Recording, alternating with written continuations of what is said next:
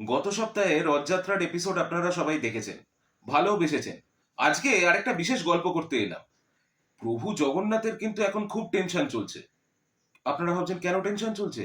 আরে টেনশন চলছে, উনি বারবার করে জল খাচ্ছেন, এদিক ওদিক তাকিয়ে দেখছেন। কি ভাবছেন মস্করা করছি? না না না, প্লিজ আমাকে জেলে টেলে ঢোকাবেন না। একটা ছোট্ট গল্পই বলতে এসেছি, একটু শুনুন। ব্যাপারটা হচ্ছে যে প্রভু জগন্নাথ তার দাদা বলভদ্র আর বোন সুভদ্রাকে নিয়ে তো খুব সুন্দর করে মা গুন্ডিচা মানে তার মাসির বাড়িতে চলে গেলেন রথযাত্রার দিন। এবার রথযাত্রার দিন তো তিনি চলে গেছেন। এবার ব্যাপারটা হচ্ছে তার আগে তো প্রভু জগন্নাথ 15 দিনের জন্য অসুস্থ ছিলেন। তখন তাকে শুশ্রূষা করলেন লক্ষ্মী দেবী মানে তার স্ত্রী। মা লক্ষ্মী তাকে শুশ্রূষা করলেন, তাকে সুস্থ করলেন। এবার তিনি খুব সুন্দর করে সুস্থ টুস্থ হয়ে তারপরে নিজের ভাই বোনকে নিয়ে খুব সুন্দর করে ড্যাং ড্যাং করে মাসির বাড়ি চলে গেলেন। এবার শুধু মাসির বাড়ি তো গেলেনই না, সেখানে গিয়ে চর্ব চস্য লেজ্জ পেয়েও খুব ভালো করে খাওয়া দাওয়া করছেন, মজাতে আছেন। মায়ের তো রাগ হবে বলুন?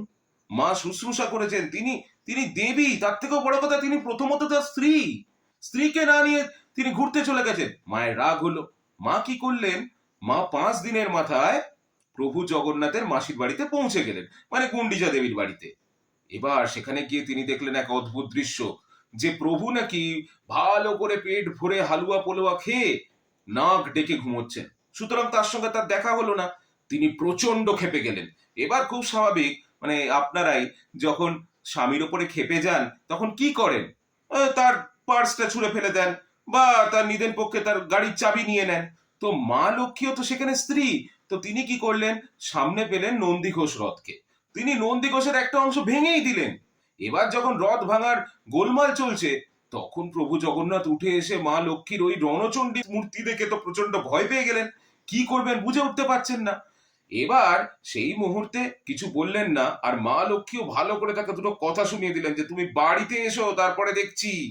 আর প্রভু জগন্নাথের দাদা বলভদ্র তাকে শুকনো মুখে কিছু সান্ত্বনা টান্তনা দিলেন, কিন্তু তাতে তো ছিঁড়ে ভেজার নয়। প্রভু জগন্নাথ জানেন যে বাড়ি গিয়ে তার জন্য কি অপেক্ষা করছে। এবার প্রভু যে সঙ্গে সঙ্গে বেরিয়ে নিজের বাড়িতে চলে যাবেন, সেই অপশনও তার কাছে নেই। কারণ 3 ভাই বোন একসাথে এসছেন, 3 ভাই বোনই একসাথে যাবেন। আর 9 দিনের ভ্যাকেশন, কি করে কম দিন থাকেন? তার থেকেও বড় কথা, বউয়ের ভয়ে চলে যাচ্ছেন, এটা তিনি জানলেও তার আত্মীয় স্বজন জানলে তারা তার বউকে খারাপ বলবে। আর দ্বিতীয় কথা, মাসি বাড়িতে রাত্রেবেলা পোড়া পিঠে রেখেছেন, সেটাও তো খেয়ে যেতে হবে নাকি। তাই প্রভু কি করলেন? ভয়ে ভয়ে চুপচাপ বসেই রইলেন, যে না ঠিক আছে, কিছু হবে না, এরকমই ভেবেছিলেন আর কি। তারপরে গেল, তারপরের দিন গেল। এইভাবে তিনি 9ম দিন অবধি সুন্দর অতিবাহিত করলেন, কিন্তু প্রভুর মনে তখনও ভয়। আবার মনে মনে একটা আশার আলো রয়েছে, যে আচ্ছা, স্ত্রী আমাকে দেখে ঠিকই গলে যাবে। তো যাই হোক, তিনি তো তারপরে 9ম দিনের মাথায় মানে উল্টো রথের দিন, যেটাকে বাহুড়া যাত্রা বলা হয়, সেই দিন 3টে রথ আবার মাসির বাড়ি থেকে নিজ গৃহের দিকে মানে মন্দিরের গর্ভগৃহের দিকে যাত্রা শুরু করলো। এবার সিংহ দরজার সামনে তো রথ এসে পৌঁছলো, মানে বাড়ি তো পৌঁছলেন। মাঝখানে কিন্তু আরেকটি মাসির বাড়িতেও তিনি দাঁড়ান, যেটি হচ্ছে আদিশনি মন্দির। সেইখানে কিন্তু তার জন্য আবার পোড়া পিঠে প্যাক করে নেওয়া হলো, মানে ওই আমরা যেরকম ট্রেনে বাসে যাওয়ার সময় আমাদের রিলেটিভরা প্যাক ট্যাক করে দেয়, ওই রকম আর কি। তো যাই হোক, সেই সব নিয়ে তিনি কিন্তু মন্দিরের গর্ভগৃহের সামনে মানে সিংহ দরজার সামনে কিন্তু দাঁড়ালেন, তাদের রথগুলো দাঁড়ালো। কিন্তু মা লক্ষ্মী দেবী কিন্তু ভেতরে খিল এঁটে বসে আছেন, তিনি কিন্তু কিছুতেই তাদের 3জনকে ঢুকতে দিলেন না। এবার প্রভু তো পড়লেন মহা আতান্তরে। কি করবেন?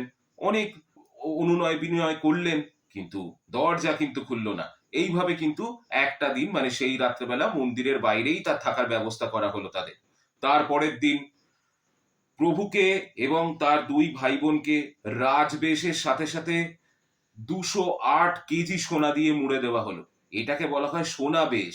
এই সোনাবেশ পড়ানো হলো, কারণ আপনারা তো জানেন নারীরা সোনা কত ভালোবাসে। তো প্রভুও ভাবলেন যে মা তার এই সোনাবেশের রূপ দেখে তাকে অবশ্যই আবার ভেতরে নিয়ে চলে যাবেন। কিন্তু বাস্তবে কি সেটা হলো না। আবার কিন্তু মা লক্ষ্মী দেবী তাকে ঢুকতে দিলেন না। এবার বাইরে থাকার এই কষ্ট, তার জন্য প্রভুর যারা মৌ সাহেব মানে যাকে সেবায়েত বলা হয়, তারা প্রভুকে স্পেশাল শরবত খাওয়ালেন একটা, এবং তার ভক্তকুলকেও সেই শরবত প্রদান করলেন। যাই হোক, সেই দিনও কিন্তু প্রভুরা ভেতরে ঢুকতে পারলেন না। ত্রয়োদশীর দিন এবার সেই দিন কিন্তু মন্দিরের ভেতরে ঢুকতেই হবে। প্রভু এবং প্রভুর দাদা বা প্রভুর বোন তিনজন কিন্তু আর পারছেন না বাইরে থাকতে। তখন ত্রয়োদশীর দিন সকালবেলা দরজা খোলা হলো। কাদের জন্য খোলা হলো? প্রভুর দাদা বলভদ্রের জন্য আর প্রভুর বোন সুভদ্রার জন্য। তো বলভদ্র আর সুভদ্রা তো ভেতরে সুরসুর করে ঢুকে গেলেন, কিন্তু তাদেরকে খুব একটা বেশি কথা বা লক্ষ্মী দেবী শোনালেনও না। আসলে ভাসুর আর ননদকে তো সেরকম কথা শোনানো যায় না, তাই তারা ঢুকে গেলেন। এবার প্রভু জগন্নাথ যখন ঢুকতে যাচ্ছেন, তখন আবার জয় বিজয় দরজা বন্ধ হয়ে গেল। কি ঝামেলা! প্রভু তখন বাইরে থেকে বললেন, ওগো আমাকে একটু ঢুকতে দাও। প্রভু তো অনুনয় বিনয় করলেন, বারবার করে অনুনয় বিনয় করতে থাকলেন যে তাকে ভেতরে ঢুকতে দেবার কথা, কিন্তু মা লক্ষ্মী দেবীও কিন্তু তাকে ঢুকতে দিচ্ছেন না। তার বড্ড রাগ হয়েছে। তিনি বরঞ্চ ওইখান থেকে বললেন, কেন এখন গিয়ে মাসির বাড়িতে গিয়ে থাকো, অন্য এখানে আসার কি দরকার আছে? খুব স্বাভাবিক। প্রভু তখন তার আস্তিনে রাখা শেষ তাসটা বার করলেন। কি সেই শেষ তাস? সেটা হচ্ছে গরম শ্বেত শুভ্র রসগোল্লার হাঁড়ি। হ্যাঁ, সেটি তো মা লক্ষ্মী দেবীর সব থেকে পছন্দের মিষ্টি। তো প্রভু সঙ্গে সঙ্গে দরজার ওপার থেকেই বললেন, ওগো তুমি এই হাঁড়িটা গ্রহণ করো, আমি এটা শুধুমাত্র তোমার জন্য এনেছি। এই শুনে যেটা হয়, নারীদের মন, স্ত্রীদের মন, তার মন রসগোল্লাতে গলল। যতই হোক, তিনি তো তার স্বামীকে খুবই ভালোবাসেন। একটু অভিমানী নয় হয়েছে, কিন্তু তার জন্য তার স্বামী তার কথা ভেবে তার সব থেকে পছন্দের মিষ্টি নিয়ে এসছে। এতে তো তার একটু রাগ পড়লো, কিন্তু সেটা সামনে কিন্তু তিনি দেখালেন না। যাই হোক, প্রভুও মনে মনে ভাবছিলেন যে এবার নিশ্চয়ই দেবীর মন শান্ত হবে। একটু হলোও বটে। তার জন্য জয় বিজয় দরজাটা খুলল। ওড়িশাতে সেই দিনটিকেই রসগোল্লা দিবস হিসেবে পালন করা হয়। দেখুন, বাংলা ওড়িশার রসগোল্লার ডিবেট নিয়ে আজকের এপিসোড নয়, তাই এই ব্যাপারটা থাক। এবার ব্যাপারটা হলো যে প্রভু তখন মনে মনে এটাই ভাবলেন যে দেবী আমার সন্তুষ্ট হয়েছে। এবার ব্যাস, তারপরেই জয় বিজয় দরজাও খুলে গেল, আর প্রভু গিয়ে রত্ন সিংহাসনে বসে হাঁপ ছেড়ে বাঁচলেন। দেখুন, আজকের এই গল্পের মোরাল অফ দ্য স্টোরিটা কি জানেন? যে তিনি জগতের নাথ, তাই তিনি জগন্নাথ। তিনি আগে থেকেই জানতেন কি হয়। তার একটু দর্শন পাওয়ার জন্য কোটি কোটি ভক্তকুল তার জন্য অকুল আগ্রহে অপেক্ষা করে। যে দেব দেবীরাও পর্যন্ত তার সাধনা করেন, সেই তিনি তার ঘরে ঢোকার জন্য তার স্ত্রীকে ঘুষ দিলেন। ভালোবাসার ঘুষ, এক হাঁড়ি রসগোল্লা। একদম তাই। তাই দেখুন, যুগে যুগে ভগবান যখন মানুষের মতো লীলা করেন, তারাই আমাদের সব থেকে বেশি প্রিয় হয়ে ওঠেন। আজকের গল্প কেমন লাগলো অবশ্যই আমাদেরকে জানাবেন। তার থেকেও বড় কথা, একটা কথা আপনাদেরকে চুপি চুপি বলি, দেখুন, ভালোবাসার মানুষকে ঘুষ দিন, তাদের মান ভাঙাবার জন্য যে কোনো রকমের কাজ করুন, তাদেরকে রেস্টুরেন্টে খেতে নিয়ে যান, মিষ্টি খাওয়ান, চকলেট গিফট করুন, নিদেন পক্ষে ফুচকা বিরিয়ানিও খাওয়ান, কোনো অসুবিধা নেই। খালি পলিটিক্যাল পার্টির লিডারদেরকে ঘুষ দেবেন না, বাকি সব ঠিক আছে।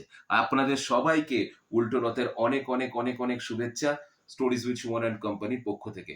আজকে শো রানার মমিতা চক্রবর্তী এবং হোস্ট এই অধম সুমন অধিকারী। আমরা আসছি পরবর্তী সপ্তাহে আবার নতুন এপিসোড নিয়ে। টিল দেন ভালো থাকবেন, টেক কেয়ার। রথযাত্রা, এই উল্টো রথযাত্রা এনজয় করবেন।